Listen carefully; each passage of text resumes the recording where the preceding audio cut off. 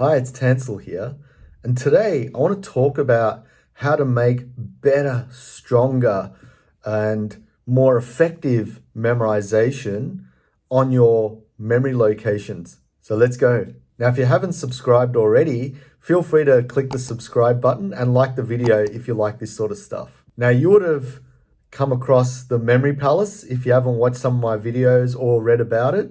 What a memory palace is a system where you can go along a familiar route or a location and place items to be remembered on those locations. So, for example, you could use your house.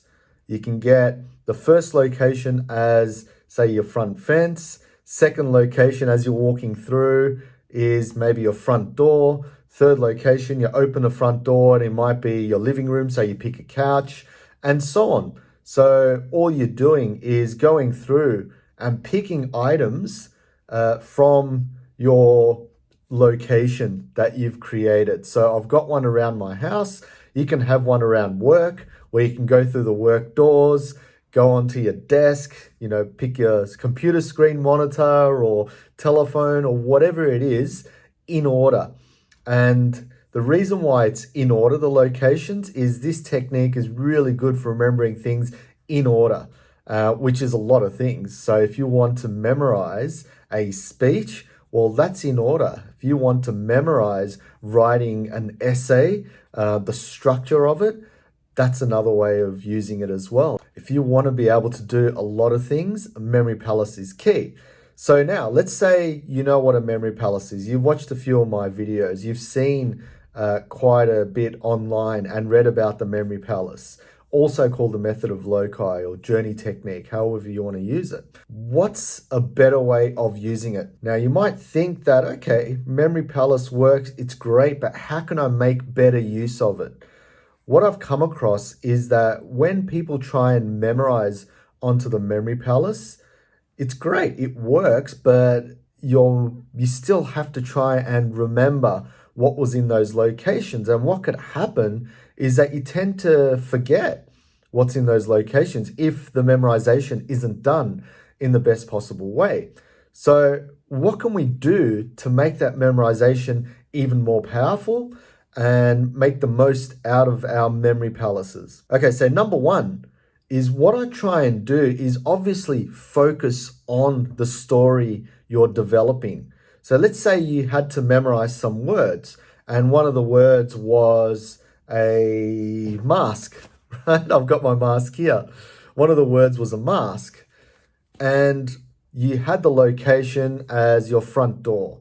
So instead of saying, I put the mask on my front door, that's kind of boring. And you don't want boring stories because that then translates to you having to think about, okay, what was at the door? What was going on? It's not that memorable. So you need to be able to make a memorable story, right? What can we do? Well, let's look at a mask. What are the mask's attributes, right? I always look at the attributes of the subject. So not just the mask, but I also look at the attributes of the locations themselves. So to make it more memorable, you can, mask can go up and down. It's got these little flappy bits here if you've got it. It's got different colors, different textures. So you can use these elements while you're memorizing on a location. I'll give you an example with the door. So I've got this mask. Now this mask, again, we're using imagination, right?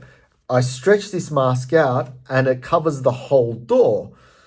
Okay, and I've got the blue side up for the whole door. I could see the color, I could stretch it out, I know how it feels. And I've got these ends here, and maybe I'll put one at the doorknob and one somewhere else, right? Try and picture that, try and visualize it, try and listen to the sound it makes as you rustle through that really big mask. That's making the mask memorable. Now, how do we make the door memorable, right? If you're just visualizing a stock standard door, it's doing nothing, that's kind of boring again. What can a door do? A door can open and shut. A door could make noise. It could squeak and squeal, whatever a door does, right? So you can use this to your advantage. So what if I am putting this mask over the door? I'm covering it. I'm using all the elements. and suddenly the door opens and shuts my finger along with the mask, or shuts your finger because you can feel it. As soon as you add yourself into the picture, that makes them more memorable as well. That's sort of getting into step 2. So there we go. We've made the location more memorable, the door, and we've made the mask more memorable as well. As soon as we start using those elements together, what happens is when you go back to your locations to try and remember, what you're doing is you're engaging with the locations now, and the locations trigger to what was on them. So that's what really happens. If you're just making a boring story, well, it's going to be hard to find the triggers. However, a memorable location will give you the recall you need to remember. So that's step number 1. Step number 2 to make your locations more memorable is to try and I mentioned this before, try and use your emotions and feelings.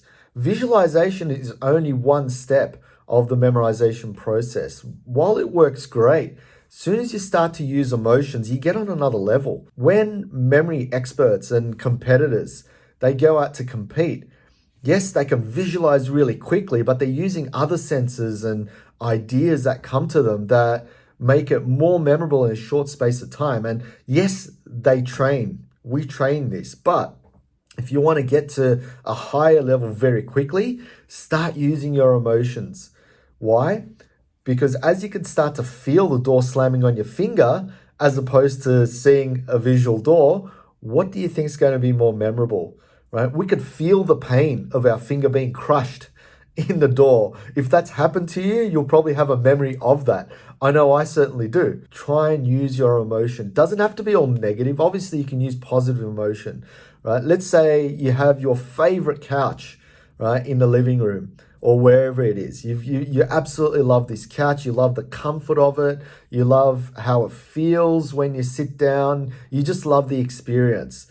Now, what you can do when you're memorizing onto that location is you bring that experience in and try and amplify it 10 times. So what does that mean? Let's say you had another item on that location, on the couch, and let's say it was a set of keys.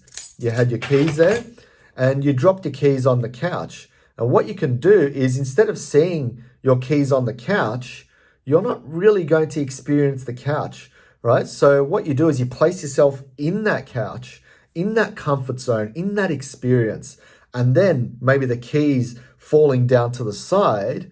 And let's say the couch is very comfortable and you start to sink in and suddenly the keys pop out because you can't sink in any further. I'm just making up some silly stories. So we're making the couch memorable at this stage. The keys for that to be memorable doesn't have to stay the same size. We can make that a lot bigger as well. As soon as we make the keys a lot bigger, maybe they're a lot heavier. So we sink into the couch because the keys are so heavy. Do you see what I've done there?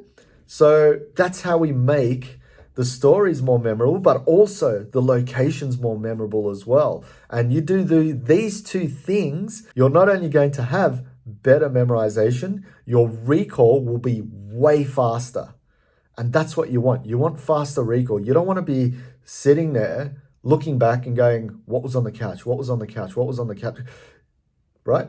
You want to be able to make effective associations and stories and faster recall. Now, is this going to happen overnight? Probably not. So this is where you need to start memory training. And what memory training is going through enough of these scenarios so you can analyze all the data in front of you. And what I mean by data is just the number of times you've trained. Look at, okay, what hasn't worked, what has worked. And as soon as you start analyzing your training, then you can start to see, oh, this particular system worked best for me. I'm going to keep doing it this way from now on. So you're following what works best for you.